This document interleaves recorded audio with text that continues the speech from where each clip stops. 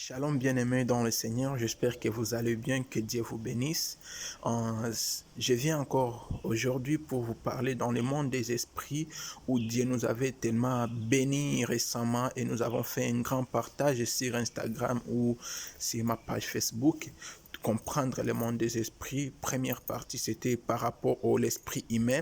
Et l'esprit humain qui est l'esprit qui est au milieu, qui est sur la terre, c'est le milieu entre les cieux et l'enfer, ou sous la terre ou la mer.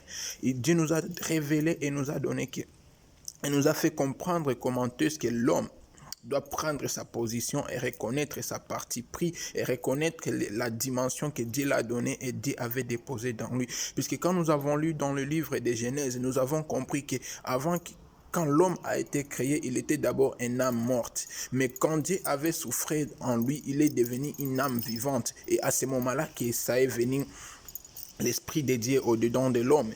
Et l'homme sur la terre, vu le péché d'Adam et Ève, il est devenu sous l'emprise du diable ou sous l'emprise du malin, parce qu'il n'a pas pu contenir, il n'a pas su maintenir à obéir la loi que Dieu l'avait donnée. Alors, vous allez comprendre avec moi dans le livre de Genèse, le chapitre 2, verset 9 à descendant, que l'homme, s'il veut reprendre sa vie, il doit être d'abord obéissant. S'il veut comprendre la dimension spirituelle, il doit d'abord faire l'écoute et l'esprit de discernement personnel, puisque l'intelligence et le manque de discernement, c'est ce qui nous conduit à ne pas comprendre le monde des esprits, puisque la fonctionnalité spirituelle, c'est quelque chose qui est différente du monde physique, puisque dans l'esprit c'est là où on commande, dans l'esprit c'est là où on crée, puisque avant la création tout se passe dans l'esprit. Alors les pensées, c'est quelque chose qui est connecté à l'esprit.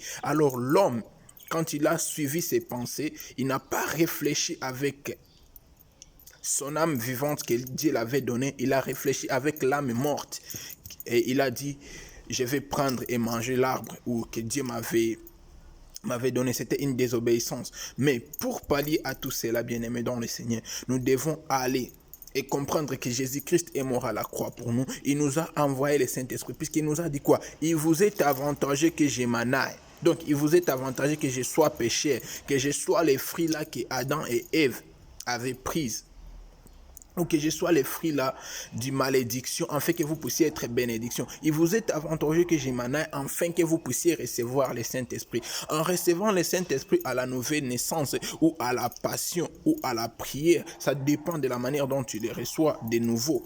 Quand tu es né de nouveau, là le Saint-Esprit est opérationnel. Et je vous interpelle, bien-aimés dans le Seigneur, de comprendre ce monde, de comprendre la position là où Dieu t'a donné, la position sur laquelle Dieu t'a mise. Puisque les temps où nous sommes, c'est le temps de comprendre quel est le type d'esprits qui sont autour de nous et comment nous devons les vaincre, puisque les esprits familiales sont là bien sûr, les esprits culturels sont là bien sûr, les esprits de l'environnement sont là bien sûr, mais comment nous devons vaincre ces esprits-là? Et pour les vaincre, nous devons comprendre qu'il y a quelqu'un qui est mort, qui était un homme spirituel, 100% homme, 100% Dieu, 100% chair, 100% Dieu, qui a survaincu cela, et être même quelqu'un qui n'a pas pu comprendre que la terre a une puissance au-dessus de lui. Puisque le diable en soi, il a voulu combattre Jésus-Christ quand il a terminé 40 jours et 40 nuits sur la montagne. Alors, quelle est cette montagne-là?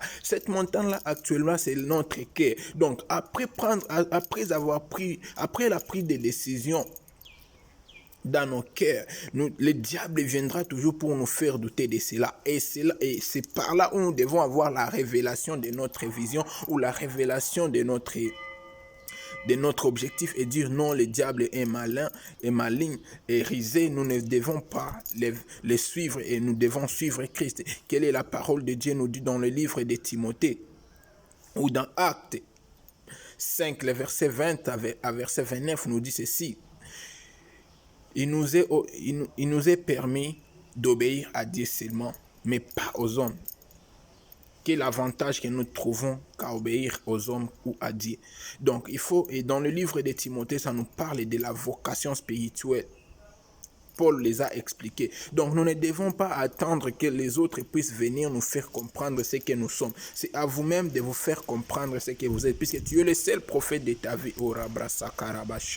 Tu es le seul prophète de ta vie. Tu es le seul qui peut prophétiser sur ta vie, puisque touchant la grâce que Dieu t'a donné, c'est à ce moment-là que les prophètes peuvent prophétiser. Alors moi, je voudrais te challenger et te montrer que sans que toi, tu n'entres pas dans la révélation de la vie personnelle avec Dieu, avec toi-même, avec tes visions, personne d'autre ne viendra te dire ce que tu vas devenir. Mais il y a des choses que Dieu cache.